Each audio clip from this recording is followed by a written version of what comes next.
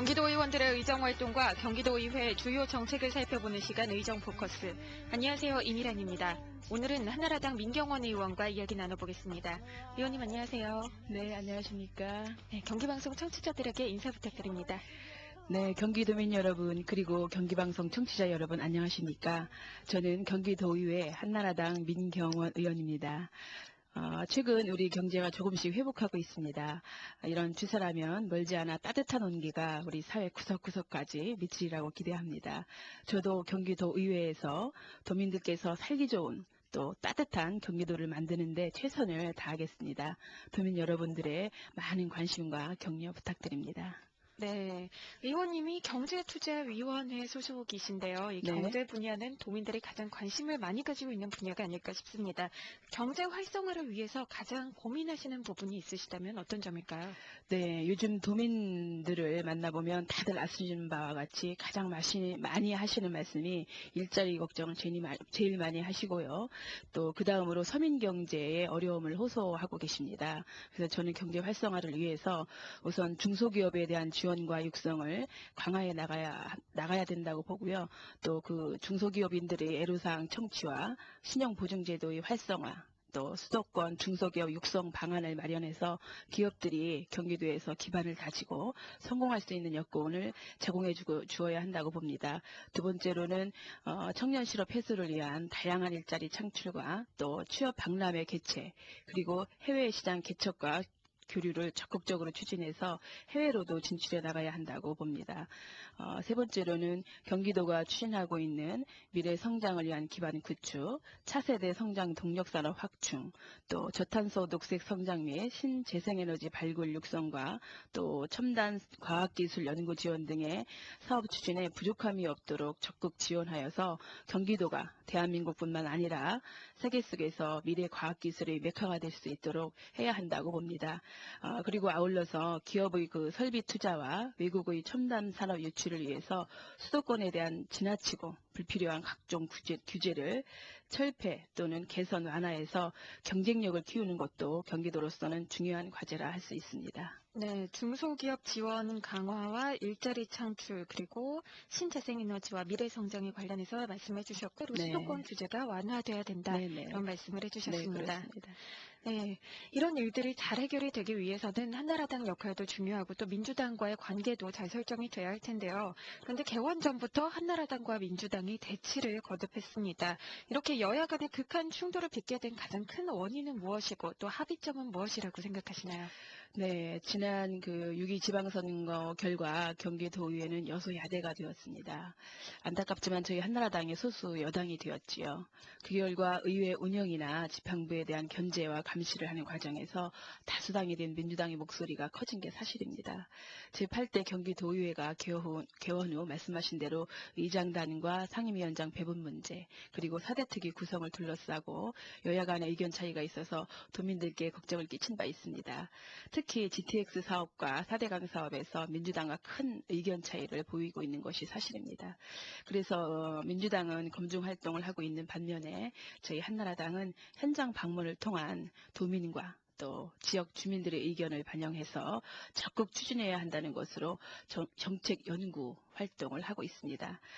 그러나 이것이 의회에서 때로는 여야 간의 입장 차이를 보이기도 하지만 국회와 달리 지방자치 사무의 특성상 정치적으로 판단할 문제는 그리 많지 않다고 봅니다. 그렇기 때문에 도민들께서 우려할 수준은 아니라고 보고요. 당리 당략과 정파를 떠나서 대화와 타협의 원칙, 또 의회 민주주의 원칙, 도민 중심의 원칙을 바탕으로 도민의 이익과 경기도 발전을 위해서 도의회가 협력해야 할 사안에 대해서는 적극 협력해 나간다면 합의하지 못할 일이 없다고 생각을 합니다. 그래서 앞으로 지금까지 그래왔듯이 저희 한나라당은 더욱더 노력을 해나가겠습니다. 네, 정책 이야기를 좀 해보겠습니다. GTX 사업이 어떻게 될지 지금 네. 도민들이 많이 관심을 가지고 있는 분야인데요. 이 GTX에 대해서 의원님께서는 민주당에서 이 GTX를 재검토하는 것이 야당이 정치적인 이유로 특위를 구성하고 있다. 그리고 다수당의 횡포다 이렇게 말씀을 하셨지요.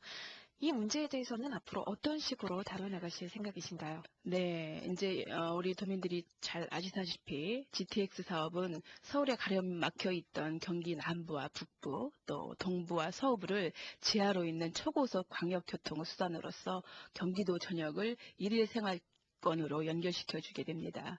또한 서울 중심의 수도권 교통 체계를 경기도 중심의 교통 체계로 전환하고, 또 수도권의 육상 교통수단을 지하로 분산시켜서 수도권 전체의 교통난을 해소하는 데도 긍정적인 역할을 할 것입니다. 저희 한나라당 의원들은 지난 8월 11일 GTX 추진사업 현장의 목소리를 정확히 듣기 위해서 GTX 노선이 예정된 군포시와 의정부시를 방문한 바 있습니다.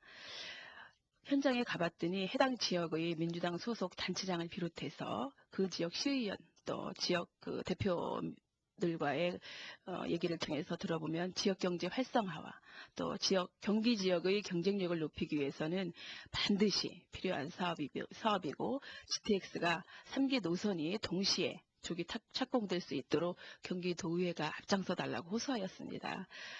저는 그 현장 방문 결과 GTX 사업은 정치적 논리보다는 경기도 발전과 또 경기도민에게 꼭 필요한 사업이라는 결론을 얻었습니다.